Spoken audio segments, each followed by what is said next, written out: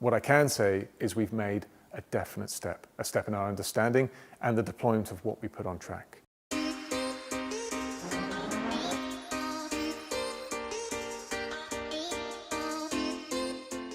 Was there a big difference between the data that you gathered during the February test in Barcelona against the Grand Prix? The answer is yes, and I'll try and break down the different elements of those. The first is temperatures. We were seeing 36 to 37 degrees ambient during the race weekend. The track somewhere in the mid-40s. During the test, it's more typical to see 16 degrees ambient, maybe 17, and the track more typically around about low 20s, 22, 25. And that creates quite a substantial difference on how the tyres are performing. Generally, you go quicker in the cooler conditions. One, the tyres are in a slightly better window, but also when you're at cooler temperatures, the air's denser, the power is slightly higher as a result of it, and you generate slightly more downforce. But the other difference is during the test, for example, we used the C5 compound, the softest compound of the Pirelli range. During the race weekend, that was a C3. So you've got 2 steps of compound there as well for most of the cars on what they were doing.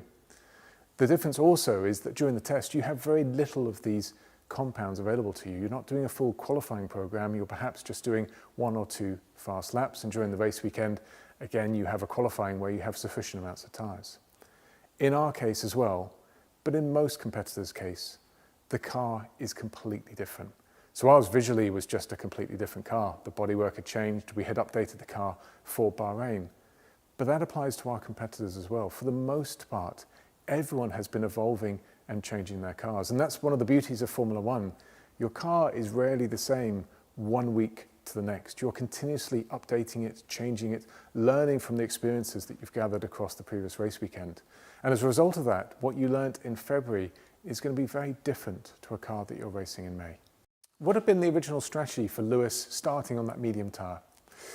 As you're aware, in 2022 the rules have changed and now teams have a free choice of what tyre they want to start the race on, so soft, medium or hard. We'd expected most of the top 10 to start the race on the soft tyre, and in the case of Lewis, he was behind both Red Bulls and both Ferraris. And what that means is that we could also start on the soft and try and undercut them. But actually, given that it's very unlikely anyone's going to undercut Lewis and he'll be able to run nearly his own clean race at optimum stop laps, starting on the medium made sense, even potentially at a loss of position relative to Valtteri behind. What it means is that whilst others may put themselves onto quite a compromised 2-stop ahead or even force themselves onto a 3-stop, in the case of Lewis, we just focus on our stints. And towards the end of the race, he can come back on most likely the soft tyre against teams ahead that will be running out of tyres. As you saw, for example, in the case of Valtteri, who went very long. Obviously, we're hoping more for that to happen against Ferraris and Red Bulls. So what it provides you is strategic opportunity. When you start both on the soft tyre, you can clearly only bring one of those cars in on any one of the laps.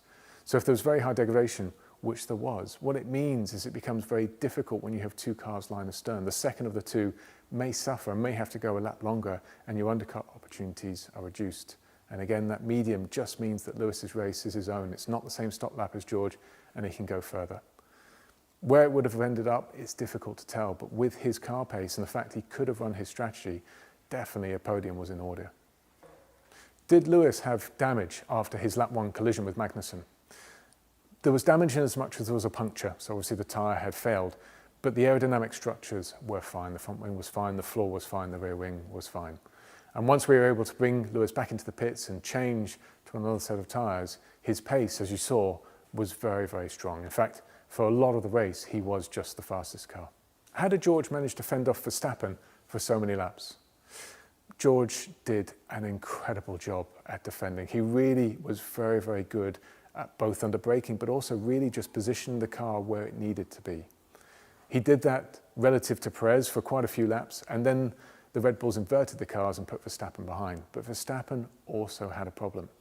It may not have been too evident on television, but his DRS was opening absolutely fine on the run down to turn 10, but was intermittent in opening on the start-finish straight. And the overtaking is all there. It's on the start-finish straight in Barcelona. There were some laps where you saw Verstappen could nearly come alongside and George had to create quite a defensive line into turn 1, 2, 3 and did so fantastically well. There was other laps where Verstappen wasn't as close, and that's when the DRS wasn't opening.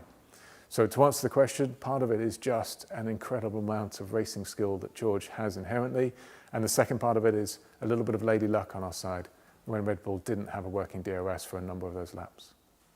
Lewis's stint on medium was blistering. Was this as encouraging to the team as it was to us watching at home? The short answer is yes. Lewis did an incredible job. It's very difficult to explain how hard it is when you're at the back of the grid, when you're last, when you're fighting through the field and you don't know what you're fighting for. And it doesn't necessarily even help that we guide him with the fact that he's fighting for good points. For him in the car right now, he can almost not even see a competitor ahead of him. And the ones he can see are clearly out of the points. And yet he dug deep, and every lap he got quicker and quicker. Stint 1 built, but stint 2 and stint 3 were incredible. And where he finished is an accolade to his performance, a driver of a champion. Was it the same overheating issue that both George and Lewis suffered during the course of the race? Yes. We were very, very hot on our power unit side.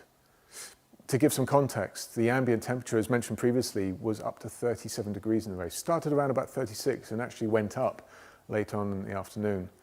That is incredibly warm. That's an outlier relative to nearly every circuit on the calendar.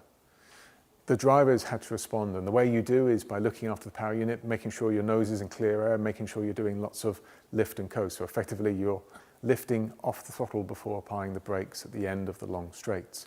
And they did a really good job to get those cars home to the finish. Remember that for them, they're fighting tooth and nail for every single millisecond and point. But on top of that, having to deal with alarms coming up on the dash telling them they're too warm, and an amount of lift and coast that was varying lap by lap. Is porpoising old news now, and can we look forward to just really upgrading the car moving forwards? We've had one race out of 6 where the car has been well behaved. It was a car that really was a proper racing car for once. We could set it up, we could tune it, we could play around with the settings, and it would respond in a way that was predictable. And the same couldn't be said for the car that we had for the first 5 races of the season. However, we have to temper our expectations. It's one track, and a track that has suited our car for many years prior to this one. There's a lot for us to understand and learn. I think it would be wrong to say that the porpoising issue has disappeared. I think you still see it on our competitors, and I'm sure that there'll be elements of it coming back again as we build on our understanding and the foundations that we laid down in Barcelona.